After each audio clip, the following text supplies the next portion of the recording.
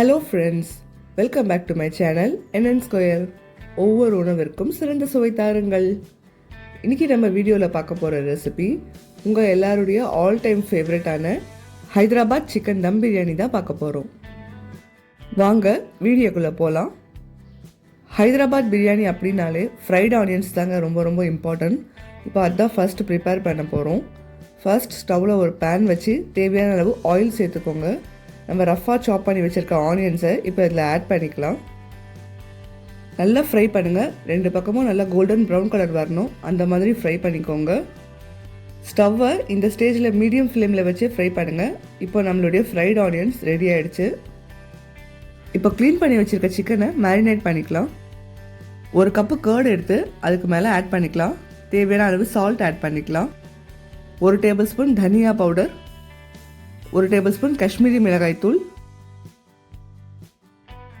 1 table spoon biryani masala, 1/4 table spoon மஞ்சத்தூள், 1 table spoon இஞ்சி பூண்டு விழுது, 1/2 லெமன் ஜூஸ், 1 கைப்பிடி அளவு ஃபைனாக சாப் பண்ண கொத்தமல்லி, 1 கைப்பிடி அளவு புதினா. இது கூடவே நம்ம ஃப்ரை பண்ணி வச்சுருக்க ஆனியன்ஸும் எடுத்து ஆட் பண்ணிக்கலாம்.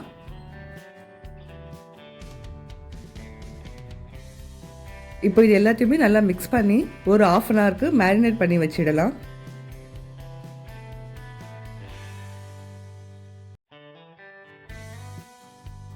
பிரியாணிக்கு தேவையான பாஸ்மதி ரைஸை இப்போ சோக் பண்ணி வச்சிடலாம். இப்போ ஒரு பிரியாணி பாத்திரம்ல தேவையான அளவு தண்ணி ஆட் பண்ணிக்கோங்க. கூடவே ஸ்பைசஸ் எல்லாமே ஆட் பண்ணிக்கலாம். ஒரு பிரிஞ்சி இலையும் சேர்த்துக்கலாம். கொஞ்சமாக சாப் பண்ணி வச்ச கொத்தமல்லி, கொஞ்சமாக புதினா, 1/2 லெமன் ஜூஸ், தேவையான அளவு சால்ட் ஆட் பண்ணிக்கோங்க. 1 டேபிள் ஸ்பூன் ஆயில் ஆட் பண்ணிக்கோங்க. இப்போ தண்ணி நல்லா கொதிக்குது. இந்த ஸ்டேஜில் நம்ம ஆல்ரெடியே சோக் பண்ணி வச்சுருக்க பாஸ்மதி ரைஸை இதில் ஆட் பண்ணிடலாம். இப்போ இந்த ரைஸை நல்லா ஒரு ஹை ஃப்ளேமில் 10 மினிட்ஸ்க்கு குக் பண்ணுங்கள். பாஸ்மதி ரைஸ் 1/2 குக் தான் ஆகணும். பேலன்ஸ் 1/2 குக் வந்து நம்ம தம்மில் போட்டு குக் பண்ண போகிறோம். இப்போ நம்மளுடைய பாஸ்மதி ரைஸ் 1/2 குக் ஆகிடுச்சு. இந்த ரைஸை தண்ணியிலேருந்து எடுத்து ஒரு பவுலில் சேஞ்ச் பண்ணிக்கலாம். நெக்ஸ்ட்டு இன்னொரு பாத்திரத்தில் 2 டேபிள் ஸ்பூன் ஆயில் ஆட் பண்ணிக்கோங்க. நம்ம ஆல்ரெடியே மேரினேட் பண்ணி வச்ச சிக்கனை இப்போ இதில் ஆட் பண்ணிக்கலாம். இப்போ இந்த சிக்கனை ஒரு 5 மினிட்ஸ்க்கு நல்லா குக் பண்ணுங்கள். இதில் தண்ணி எதுவுமே ஆட் பண்ணக்கூடாது, ஆல்ரெடி சிக்கன்லேயே தண்ணி இருக்கும்.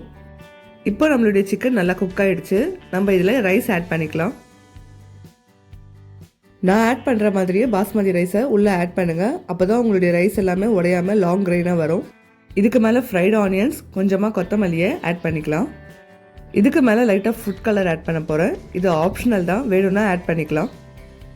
இப்போ லிட்டை க்ளோஸ் பண்ணி தம்மில் வச்சிடலாம். ஒரு 15 மினிட்ஸ் கழிச்சு ஓப்பன் பண்ணி பார்க்கலாம். 15 மினிட்ஸ் ஆகிடுச்சு. இப்போ ஓப்பன் பண்ணி பார்த்துடலாம். இப்போ நம்மளுடைய சிக்கன் தம் பிரியாணி ரெடி ஆகிடுச்சு. லைட்டாக மிக்ஸ் பண்ணி விடுங்க, இல்லைனா ரைஸ் எல்லாமே உடஞ்சிரும். பாருங்கள், இப்போ நம்மளுடைய பிரியாணி எவ்வளோ சூப்பராக ரெடியாக இருக்குன்னு சொல்லிட்டு. ரைஸ் கூட எவ்வளோ லாங் கிரெயினாக இருக்குது. சிக்கன் பீஸ் கூட நல்லா குக் ஆகிருக்கு. இப்போ இதை ஒரு பவுலில் சேஞ்ச் பண்ணி எல்லாருக்கும் சர்வ் பண்ணிடலாம்.